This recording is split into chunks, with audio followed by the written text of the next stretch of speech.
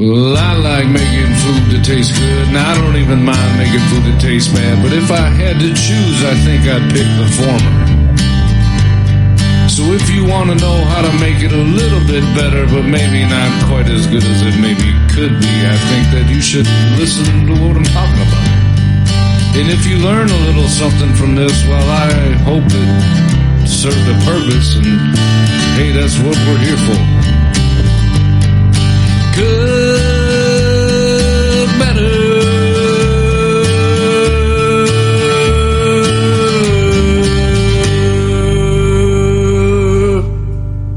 Nailed it. Woo! Hello, and welcome to the Cook Better podcast. My name is Corey, and today I am going to be talking about, I guess I would say it's called deer camp meals, but I guess you could spread that out as general as you want to. Any cabin meal or whatever. I'm coming fresh off of last weekend, which was the opening weekend of gun season here in Michigan. So it's fresh in my mind, and it's an interesting dynamic that's different from cooking at home for your family. So I just wanted to go over it. I paid attention to the meals that we had when we were up there. Just for context's sake, I guess we had, I believe it was about 12 guys up there for opener this weekend. And obviously that requires quite a bit of food for 12 people. If you're listening and never been a cook in an actual restaurant or something, you're like, yeah, that's whoop-de-doo. But as a home cook, having hot food ready for 12 people, 12 grown men, can be a bit interesting.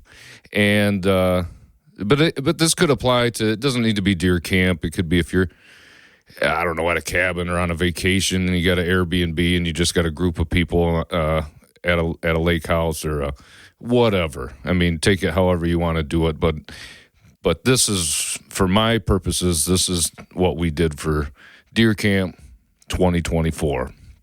And honestly, I didn't do a lot of cooking with this one, which I know might be a weird thing for me to talk about, mainly somebody else's cooking, but it's a different dynamic up there.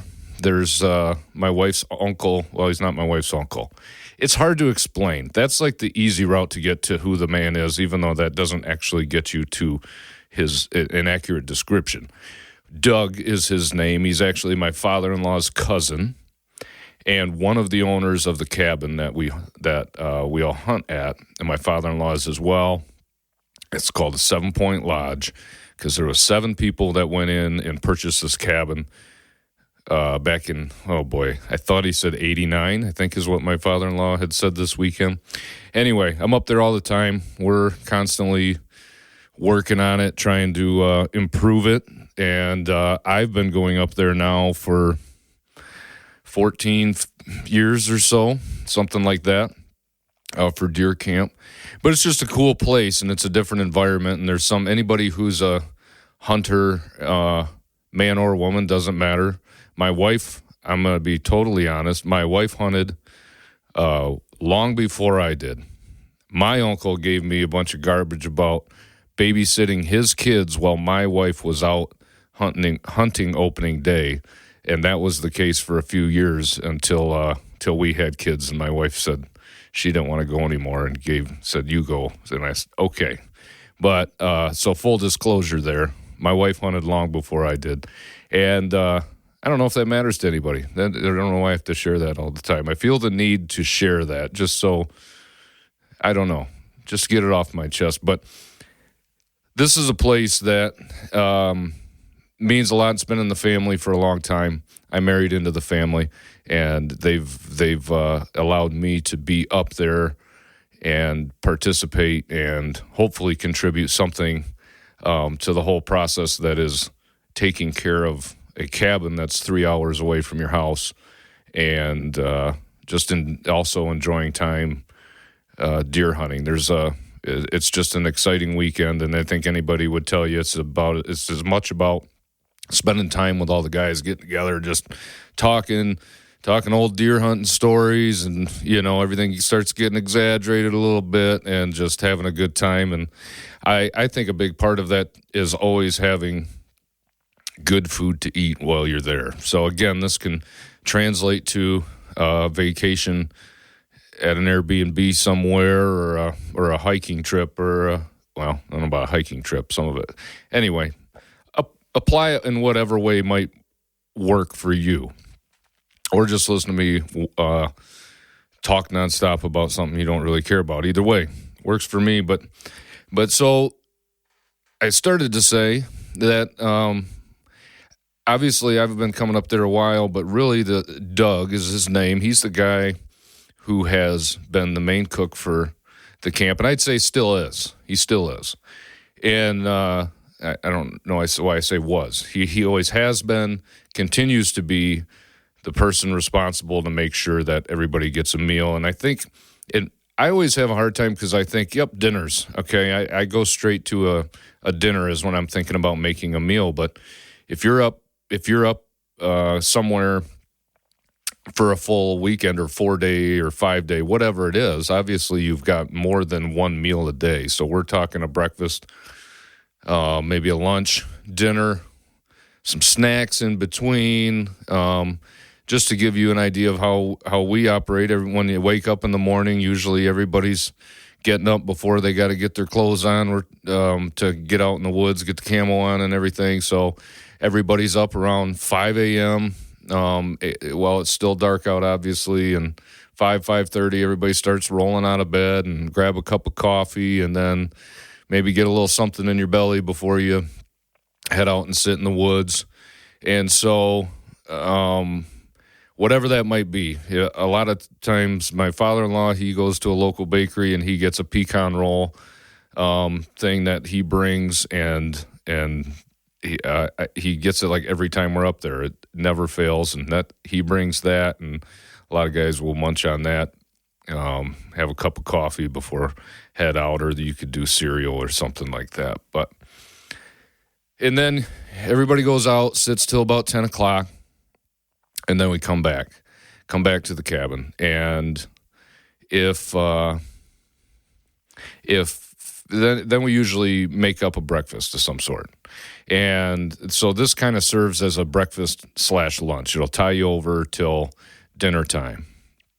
Now, it's not something that I make, but it is something that I've learned, especially for hunting season, that is critical and is made and is there every year for every hunting trip. And that is something I don't participate in, but it's something that's been a tradition up at the 7 Point Lodge for quite a long time. And that is the cold meatloaf sandwich. And I'm not going to lie to you, I recorded an episode with my brother about blue collar lunches, which means a cold lunch. And there's only certain things that I like cold. And there's certain things that I think are supposed to be warm. And I think meatloaf would fall into that category. Now, I'm alone on that opinion in our cabin up there at the 7 Point. By far, I'm on my own. And my wife remembers when she was younger and up there hunting opener of gun season that she had cold meatloaf sandwiches back then.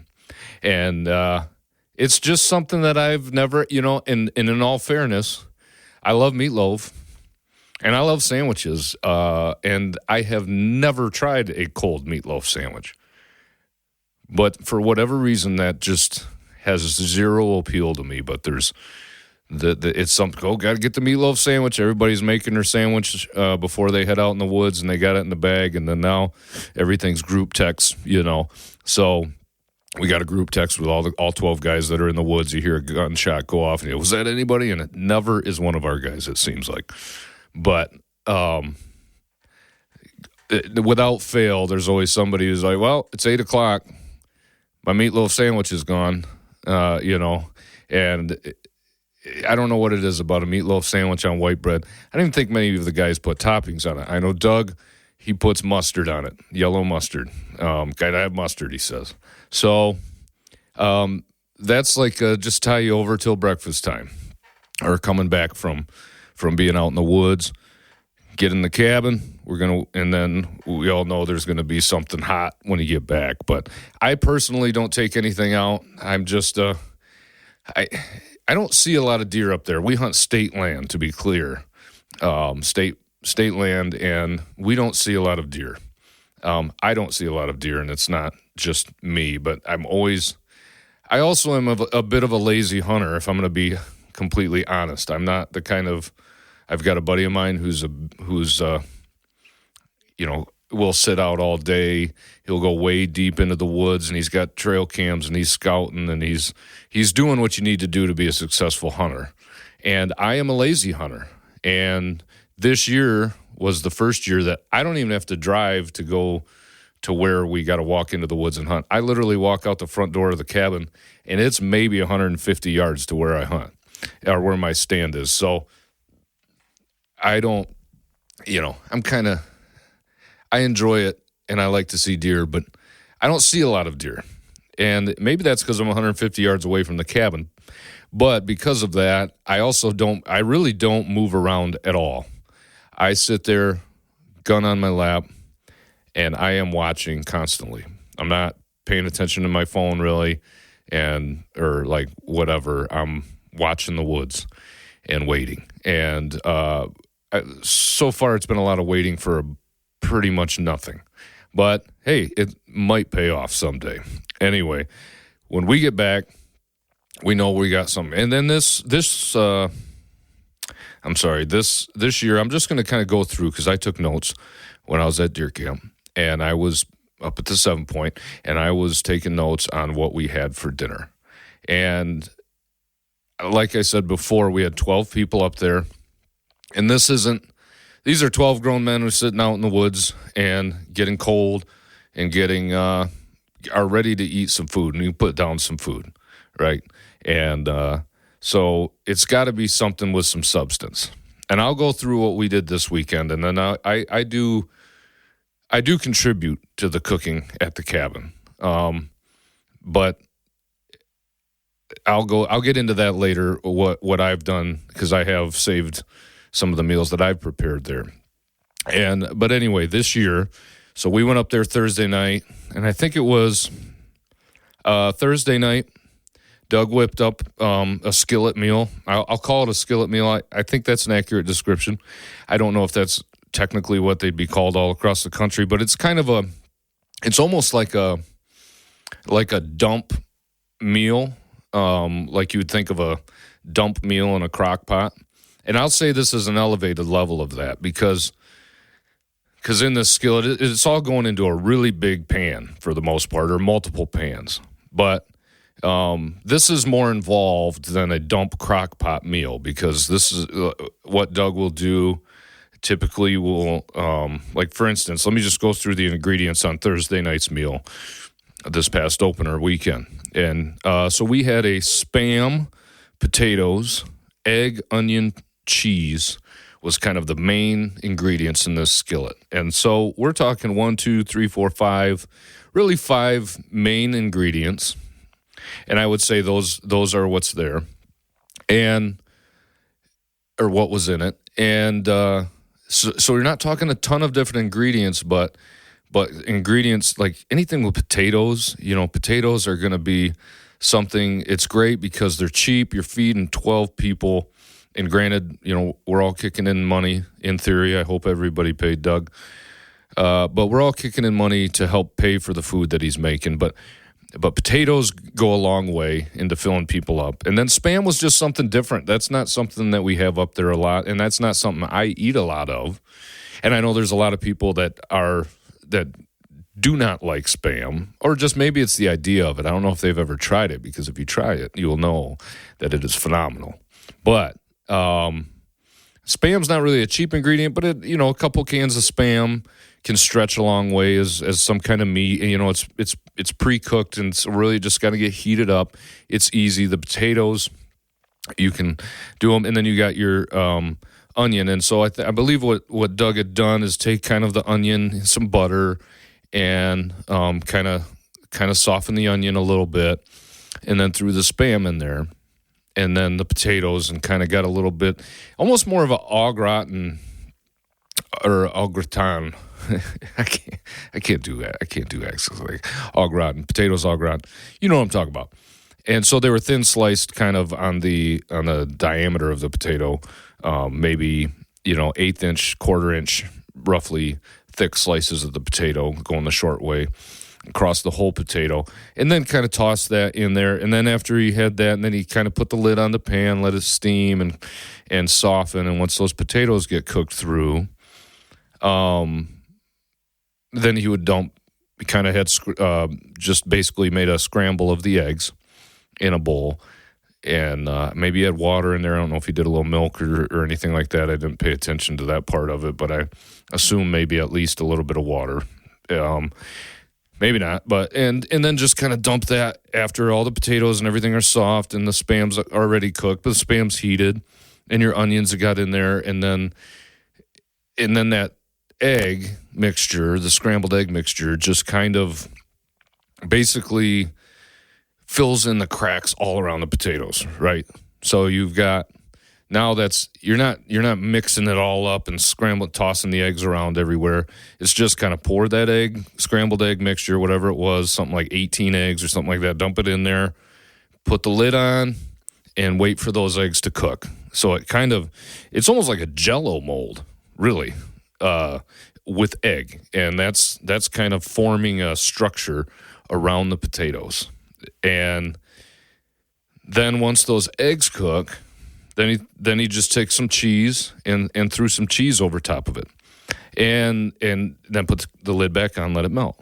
And so that was a great meal. It was hot, it was warm, it was filling. You had egg and potato, and you had whatever meat product Spam is. But I love Spam. It's salty and whatever. It's like a salty hot dog, which that sounds disgusting, but that's the consistency of the meat, is hot dog like, only in a different shape. I think if you took Spam and put it in tube form, sausage form, it would be you'd have a salty hot dog.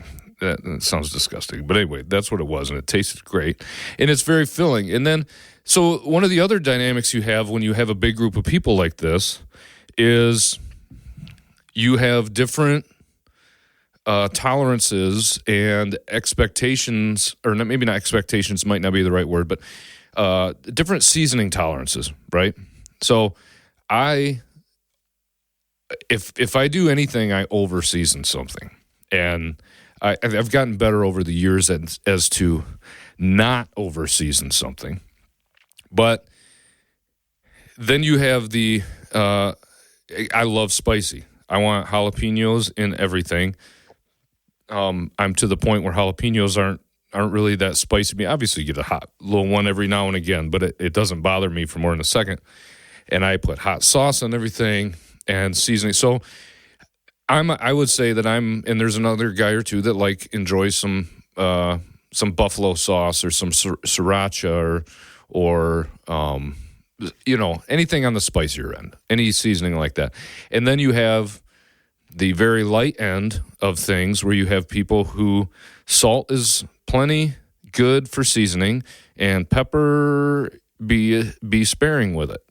And it's not that they don't like good food, or they don't like the food seasoned, but it's just some people are used to.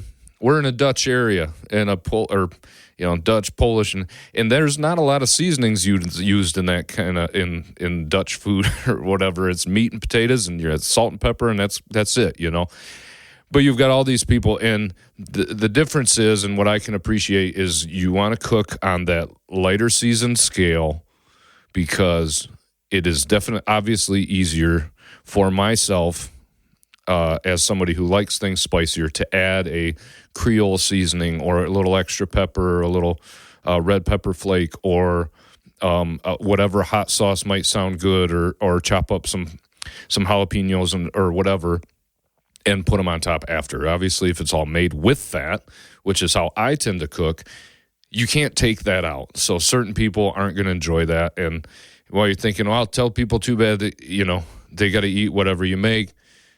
One of the guys that's up there is Doug, who I've already described. He's kind of the main cook. His dad, the man is Bill. His name is Bill, and he is 90. I believe he's north of 90 now, and he's still getting his butt out there and coming up to deer camp with us and telling stories, and then he's going out, getting up in the morning, he's going out in the woods, which is awesome. And if I have to add a few things at the end to make it so that Bill can enjoy his food, no problem. I don't have a problem with that. And I also appreciate the fact that as much as I enjoy cooking, it is a lot of work, as anybody would know, to cook for 12 people, regardless of size of the person or age or whatever. That's a lot of work. So I appreciate the fact that even though I enjoy it and I have no problem doing it and I love doing it, I appreciate that somebody has went through the time to go buy the groceries, which that's what typically is happening here. Doug's going out and buying all the groceries for everybody. We're contributing little things here and there, but he's going out and buying it and then bringing it all up there and then cooking this meal. So I'll put extra seasonings on top, and we might give him a little grief about no spice, and he leans into it and asks us to pass the hot sauce, and so somebody will slide the Frank's Red Hot down, and he'll go, no, the ketchup. I meant the ketchup. And then, so then everybody just laughs like, oh, geez, Doug. And so he leans into it. You know, that's what you do when people give you grief about something. You lean into it, and you make it more funny than not that anybody's really giving them a real hard time anyway. But so that was meal one on Thursday, and that was great. And then come for brunch Friday. We, like I said before, we have a wake up in the morning, grab a cup of coffee, have some pecan roll or a bowl of cereal or whatever, light snack before we go out, come back. When we're talking brunch, I hate the term brunch, I'm not going to lie. Early lunch. I'm going to call, I think from here on out, I'm not referring to anything as brunch. I don't know why my aversion to that word exists, but it sounds too uppity to me. So I'm going to say we ate our early lunch when we got back from deer hunting. How about that? Or our late breakfast, however we want to word it. And this one was very simple. It was French toast and bacon. Now, again, it's a simple thing, and it can taste, but it always tastes so good. Everybody likes French toast, right? And then but it's a thing that you can make for that amount of people that everybody likes, that's going to taste good, and that you can kind of make. It's not too many ingredients to where you have multiple dishes that got to come together and still stay hot at the same time. The bacon kind of pre-cooked that and just made the bacon. And so that stayed warm in on a preheated oven or a warm, whatever, keep warm setting on the oven. And then it's just mixing up egg like you would you're making scrambled egg. You put a little water in or whatever. I have a recipe I do when I make French toast that I do at home. It's not really a recipe, but I have a general number of ingredients that I put in when I make something. When I make French toast, and I will take egg, I like milk, or heavy cream if you got it, but I don't always have heavy cream, but we drink whole milk, so we usually have whole milk at the house. So I'll put egg, whole milk, I throw a little bit of nutmeg, a little bit of cinnamon, and then I will maybe put some clove in there, just a dash of clove sometimes. I will take like a tablespoon of sugar, and somebody might, oh, you can't put sugar in there, you're making it bad for you. Well, most people, I don't really enjoy it as much as real maple syrup, but most people are using corn syrup with maple flavoring that they pancake syrup is what a lot of the labels say. And that's because they're corn syrup, which is pure sugar and probably even worse for you than just that could be wrong. I don't know. I don't have a basis for that, but it's pure sugar, corn syrup. And so, a tablespoon or so into the egg mixture, just to add a little sweetness into the coating, isn't going to matter once you dump your gallon of pancake syrup all over. And then I will do a pinch of salt, and that salt does help. It kind of, like it always does, it wakes up the flavors a little. And then a little vanilla extract or whatever. So those are kind of the main what I'll do when I make French toast. But anyway, that's not what happened this past weekend. But Doug just did the simple, kept it simple, and it was still good. And you're putting stuff on top anyway, so it doesn't really make that big of a difference. And we did bacon and French toast. And then a lot of people doctor up the French toast how they want. Some guys put peanut butter on it, some don't, some put butter on it. And bacon, simple and great. I actually that day didn't have French toast. Somebody had brought up everything bagels, and so I actually split a bagel in half, and I spread some regular cream cheese over that, crumbled up the bacon that Doug had made over top of the cream cheese on the everything bagel, and then I put a little bit of just a light dusting of some Tony Chachere's Creole seasoning and a couple shots of Frank's Red Hot, and then I had brought up some fresh cilantro, and so I tore off some cilantro leaves and then put that on the bagel, and that's what I had for breakfast that day, just because I'm not typically a sweets person. If I had my choice, I'm going to take salty or savory over sweet 9.5 times out of 10, so it just something salty and spicy sounded good to me, even though it was leaning more towards the breakfast hour. So that was kind of the early lunch, late breakfast for morning number one of deer camp.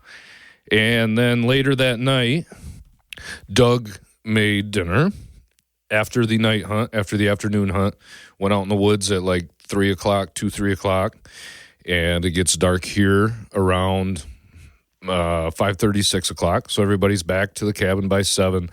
Then we're whipping up dinner, a late dinner.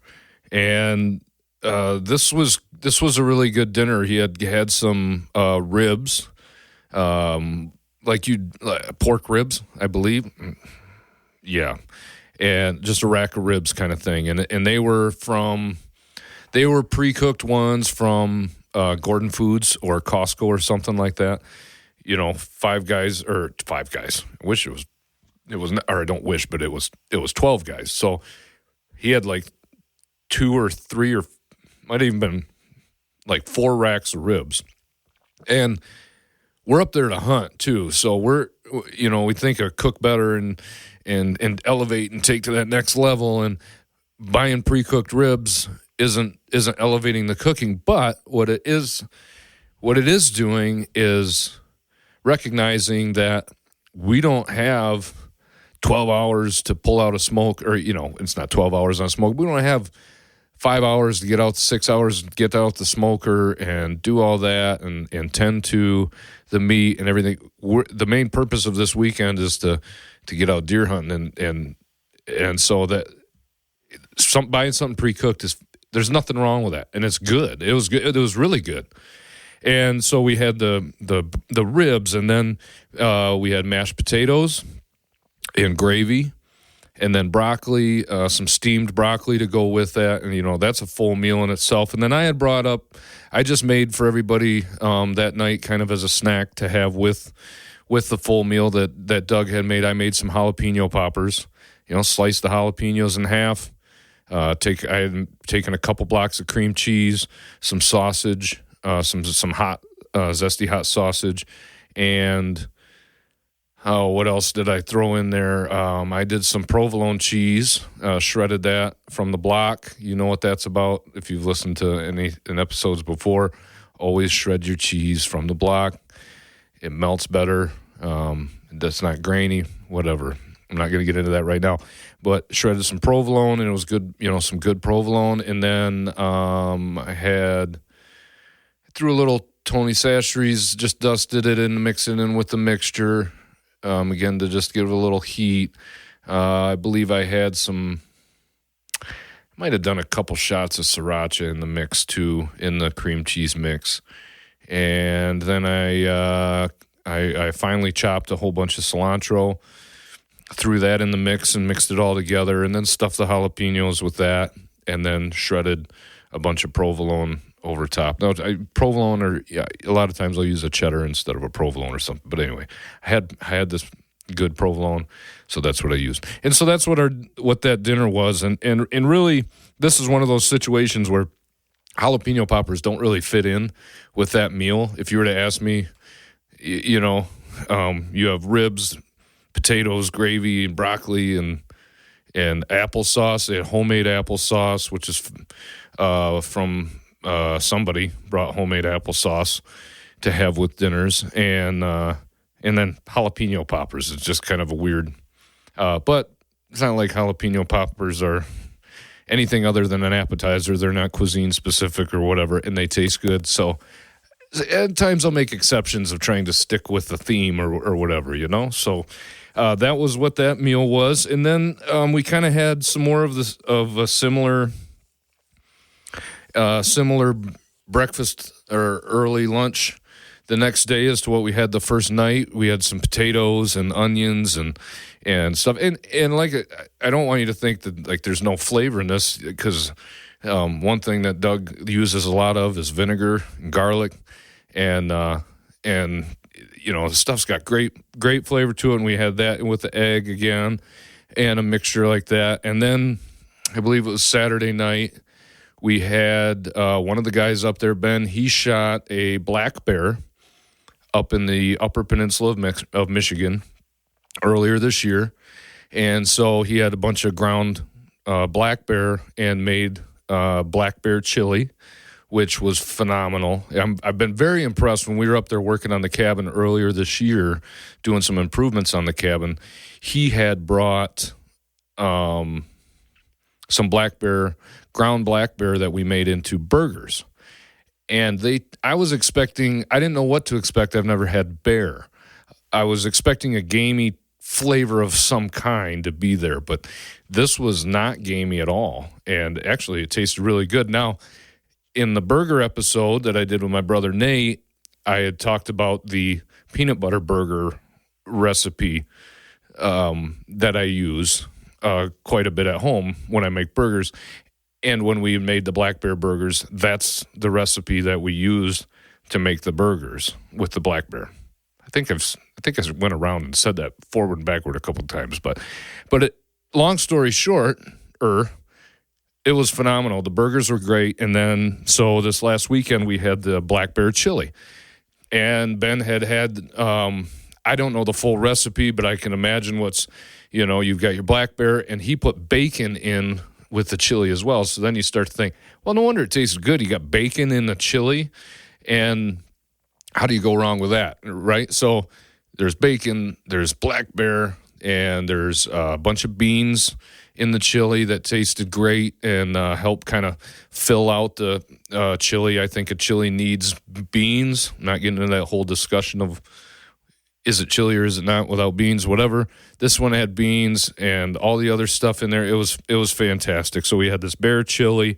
We had a couple different versions of cornbread. We had a jalapeno cornbread and then just a standard cornbread. And we had a gluten-free cornbread. I'll get into that later. And then the overshadowing star of the night in some ways on Saturday night was the fact that we had some venison tenderloin. And we had venison tenderloin due to the fact that my father-in-law shot a nice 8-point buck earlier that afternoon at 3 o'clock in the afternoon. And so we brought it back. We had it hanging, and we put I went out as we're warming up the venison chili later that night, and I'm like, man, we gotta have these tenderloins as a snack before we eat dinner. And oh yeah, go cut them out. And so I went and removed the tenderloins, and then I took. I really just did very simple with the tenderloins when I cooked them. I cut them into medallions, about an inch thick by the width. And if you've never seen a tenderloin, and a deer is relatively small compared to like a cow or whatever. They're maybe 2 inches long, 2-3 inches wide, and an inch, so round kind of, and cut them an inch thick.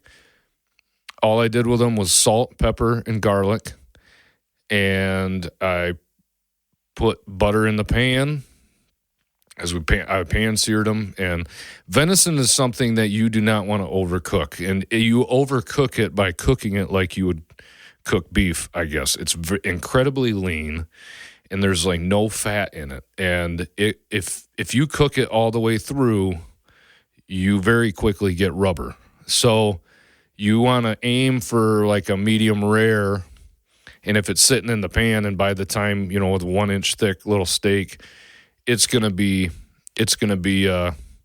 more of a medium by the time you pull it out of the pan anyway, and that's perfect. And so I had butter in the pan before I threw the steaks in there to sear, or the medallions in there. I cut up some onion, put the onion in the butter, and waited for that to get kind of translucent.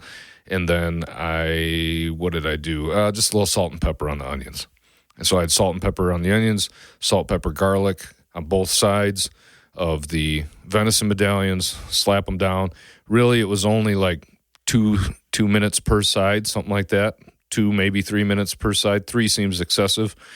That second side always goes faster, So anyway, they're seared in butter, and then it's just walking around with a pan, and that tasted fantastic. So I'm real glad that my father-in-law had gotten that deer. And we're a little far into this, but this crosses my mind here as I'm talking about. We got a deer, and we ate the tenderloins from this deer that was harvested that night. And that's the argument that it's a cruel thing, or how could you go out and kill an animal? And it's a frustration for every hunter, because there's enjoyment in the process of hunting, of the finding a spot. And if you're a stalk hunt or a still hunting or whatever, where you're looking for sign of deer and trying to sneak up on it, or whatever the game might be that you're going for, but that's just the joy isn't in killing something. And it's one of those things where I always ask somebody, if they say, how could you kill an animal? And say, well, my first question when somebody says that is, do you eat beef or chicken or something like that? And if they say yes, well, then it's kind of, okay, this isn't even a hard discussion then at that point, because most I'd say 99%, unless you're of the grocery store beef and chicken and lamb and anything that people are buying, if you eat any kind of meat, that is an animal that died. That should be an obvious statement, but it's not that obvious to everyone. For some reason, there's a disconnect there. And I think it's really important for hunting. When I get a deer, or somebody I know gets a deer, like my father-in-law did, and then we came to my house the next day and we butchered and processed that deer in my garage. And my kids saw what the deer looked like, and they said, "Ew, that's gross." And I said to both my son and my daughter, who was 9 and 10 years old, I said, "Yeah, it is gross, but it's gross, but we need to have respect for when we eat meat. If you're eating meat, an animal has to die. And we're thankful that God gave us this animal to have for food, but we need to recognize that meat comes from somewhere. It's just not like a magical thing that shows, and for a lot of people it actually is. It's just this thing in a case at the grocery store, and you just grab whatever you want and you throw it on, and he's like, "Well, what is the meat?" And I said, "Well, the meat is this here. This is the muscle that's on the bone. That's what's the meat, and that's the fat." And you can explain what the animal is, and it gives you a greater respect and an appreciation for the life, for taking the life of an animal and using it, and you want to use as much of it as you don't want it to be a waste. You're using as much of it as you can. And I also think that ethically, that is the most ethical, humane way to eat meat or to procure meat that there is, because these factory farms have these cows and these chickens just shoulder to shoulder and standing in their own feces, and and living what I can only assume would be a miserable life. Whereas somebody who's harvesting venison or any wild game is harvesting an animal from a situation where sometimes they don't even know what hit them. I mean, I'm sure they don't ever really know what hit them, but they are living the life that they were created to live, and they're going around and they're doing their thing throughout the day, and then all of a sudden it's over. It's not like a miserable life standing in one position doing nothing except for having somebody try to fatten you up as much as they can so that they can get as much meat out of you before you go to slaughter as possible. So that might be a little grotesque and a little bit of a tangent, but that argument that somebody that hunts is barbaric or that doesn't care about animals or whatever. I've seen more people that and hunters that provide additional food sources like food plots where you've got this extra planting this extra rye and these winter wheat or this food that will help sustain the deer throughout the winter season so that they'll be around. If hunters weren't doing that and taking care of it, and then predator hunting for coyotes and things like that and some bear, then these deer would be killed. And don't even get me started on the vegan thing. Like I said, I can respect if you want to do it, great. I honestly, seriously have no problem with that. But if we're talking a life for a life, if one life is equal to another life, if you go to the extreme argument of that, then the plants, crops that need to be tilled and the chemicals that need to be sprayed in order to produce these crops kill gophers and all kind of wildlife in fields. And so if we're talking a life for a life, you want to see more animals killed by a process of making a vegan cheese or whatever then there you are. I've gone off on this tangent for way too long. I'm just out here to say that I think that actually harvesting your own animal is one of the most ethical ways, and I think it's important that somebody, at least if you don't harvest it yourself, if you know somebody who's going to be butchering a deer or any kind of wild game, I would recommend go over and say, hey man, I'd like to come be part of that process or just watch, just to see and get a new respect for the animals that I'm eating, and then maybe I'm going to think twice about how I view food, how I view meat. I'm sorry, I've gone way tangent with that, but back to the food. So that's kind of what we had for meals at the cabin. Now, like I said, we're up there a lot. You've got any type of a space that you don't live at. There's obviously going to be maintenance and everything that is involved there. One thing I didn't talk about is that makes something tricky and interesting in a different way, but you can work around it. Obviously, it's not a big deal, but we had somebody up there who had to be gluten-free. So then you have to consider throwing that in the mix. That makes things a little bit more difficult, but we're Doug's, we're used to it now. Bill's got to be gluten-free. So we got to bring, you get all your ingredients, get the same thing, get a gluten-free bread, get the, the cornbread that had no gluten in it. And then there's, I don't know a lot about gluten-free, to be honest, but that's a consideration when I do make a meal. I have to think about that. Is there anything in here? Because his is not a situation where it's like, oh shoot, I forgot. Sorry, there's gluten in there. It's a little more. You really need to pay attention. And so when you have a group of people like that, 12 different people that don't obviously live together and know, you're not day in and day out. It is important when you're cooking for a group like that, just to make sure that, hey, is there any allergies here, or we got any allergies, or something like that, or do we need to go gluten-free or whatever, just to make sure. You don't want to end up with a situation where you've got a medical issue on your hands. That's definitely not something we want to deal with. But one of the other things that makes things a little more difficult when you're up at the cabin and you're cooking and you're doing deer camp, and I'm thinking, all right, I need to grab whatever it might be, the strainer. There might be a strainer up there, but your tools are a little more limited than they're going to be at home, right?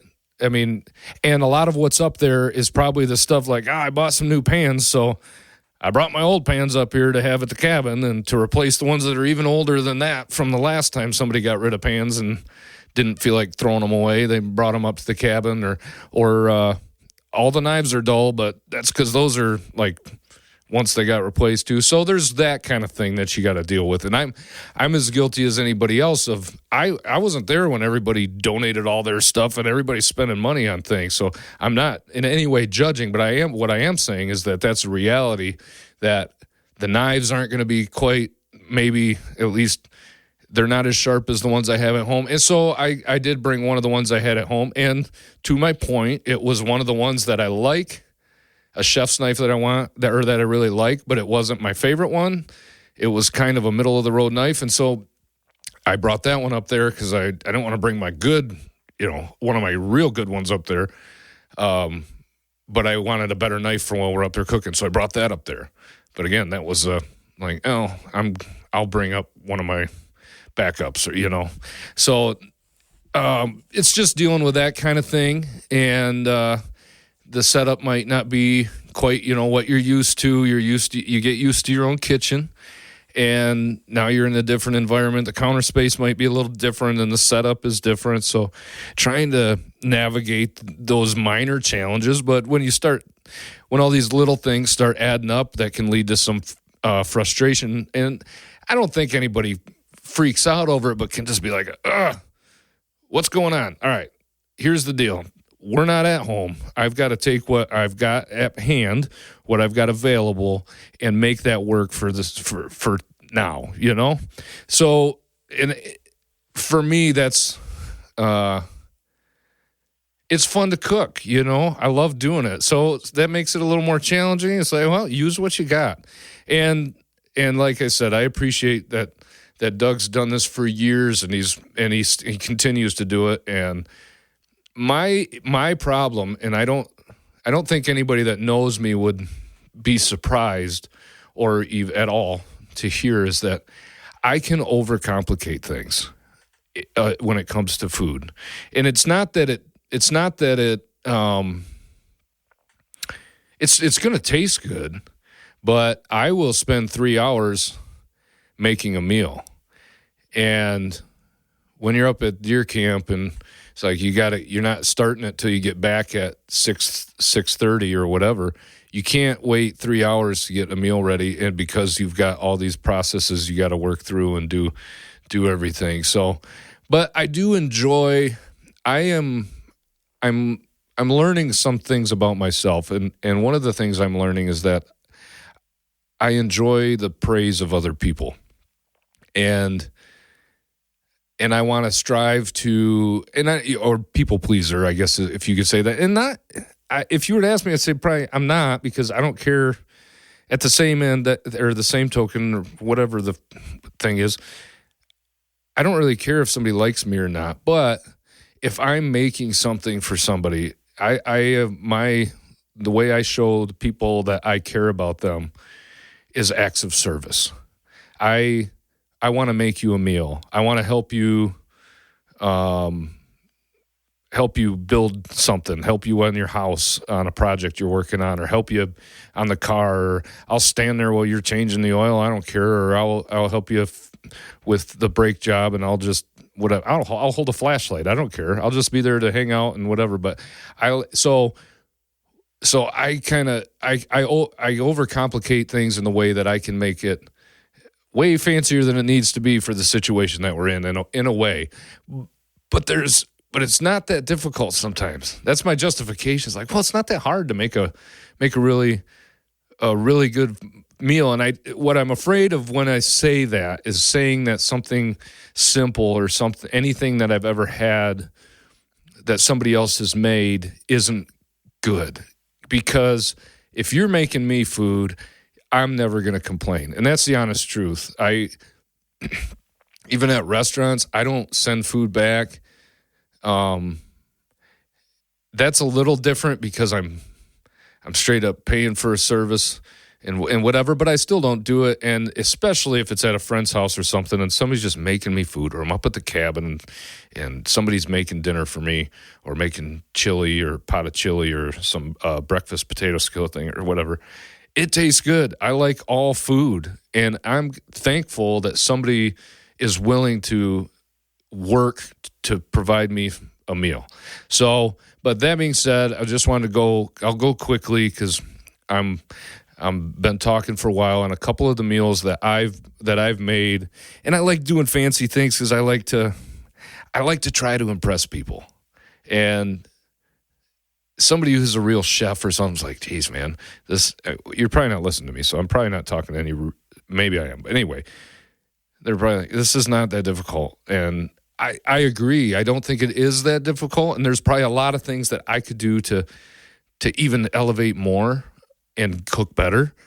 But this is where I'm at. So I guess I'm just going to share some of the things that I've brought, and not a ton, but I'll do like last year's one, the gun opener. I've got the list of the stuff that I brought up there. So one of the meals I made last year was ahi tuna steaks, and those were really good. And that involves, you need your tuna steaks. I made the clarified butter. That process is not that difficult. Again, it's something that you can do ahead of time and bring it up with you, or if you're at home, just make it, or whatever, it's at your house. But if you're going up to like deer camp or somewhere else, you can make it ahead of time, put it in a jar, and bring it up there. And then that also involves some rice, some parsley. I did some crab meat, and then I didn't get black and like white sesame seeds and black sesame seed. I actually ended up using everything bagel seasoning. The sesame seeds aren't as salty, so I think that those are really a better option. But the everything bagel seasoning, rolling that raw tuna in it before you put it in the pan to sear it, was really good. But if I had to advise one over the other, or recommend one over the other, I would say to do the black and white sesame seeds, not the everything bagel seasoning. There's also other flavors in there that you're adding by doing that bagel seasoning. But there's a lot of people that have done it that way on Pinterest, and I saw it like, hey, I'll give it a try. But you're also not getting the nuttiness that you get from a sesame seed. So it's a little different. It's still good. And then I had Old Bay seasoning. And so with a ahi tuna, that just, you're doing pretty much a quick sear, and almost as soon as that's seared, well, really, as soon as it's seared and blackened, you need a hot pan. I was doing a cast iron. As soon as it's seared, boom, boom, flip it over, get that browned, pull it off, and you're done. Ahi tuna is meant to be served with a rare center. So that was one of the things. And then I did deep fried mushrooms. You can go to the, Gordon Foods, or I don't know if you can go Gordon Foods or Costco or Sam's Club, any store, and buy pre-breaded mushrooms and throw them in your deep fryer. That's not what I did, because again, I want to control things as much as I can. Maybe I've got control issues as well as issues with overcomplicating, but I made my own tempura batter, or a type of tempura batter, and then I did Brussels sprouts, and I love Brussels sprouts. It's probably my favorite vegetable. And then we had a different meal. I had made some white chicken chili, and that is fantastic and a good meal on a cold day. Again, some cornbread to go along with that white chicken chili. I did some deep fried pickle wraps, and these things, I'm telling you, are absolutely phenomenal, and they're one of my favorites. But that is taking a piece of ham and a good dill pickle and cream cheese, and then I'll put Swiss cheese and mozzarella and cut it, roll it in the ham, and then kind of make almost like a ham roll up sort of with those items. And then I'll take a, what are they called? Egg roll wrapper. Take an egg roll wrapper, roll all that up in the egg roll so it looks like an egg roll, then throw it in the deep fryer, dip it in some homemade ranch or something like that, and they are absolutely phenomenal. So, and then you do like, I just lost it, or some tacos maybe. I've done tacos. I've made some swordfish up there. When we were up there, not for this last opener, but a couple months before, I made some bang bang shrimp and then breaded the shrimp, made my own breading for the shrimp, made my own bang bang sauce and served it over some shredded. I shredded it. I didn't buy pre-shredded. Shred the lettuce yourself. It's not that hard. Don't buy a bag of pre-shredded lettuce. And then threw the shrimp in the deep fryer. Those cooked quick. Roll them in the bang bang sauce. Make the bang bang sauce. Don't just buy a bottle of it at the store. Make it yourself. It's a couple ingredients. You have a lot more control over the flavor that way. And then set it on there. And then I had some rice to go on the side too. That was absolutely phenomenal. We've done stuffed green peppers with rice, and there's sausage and everything in it.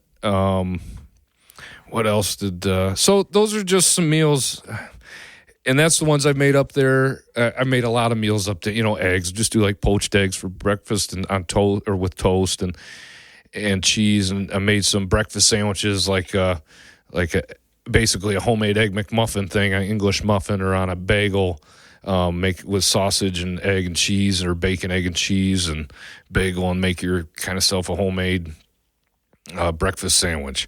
So there's no limitation. You can make anything anywhere else. You can make at home for the most part.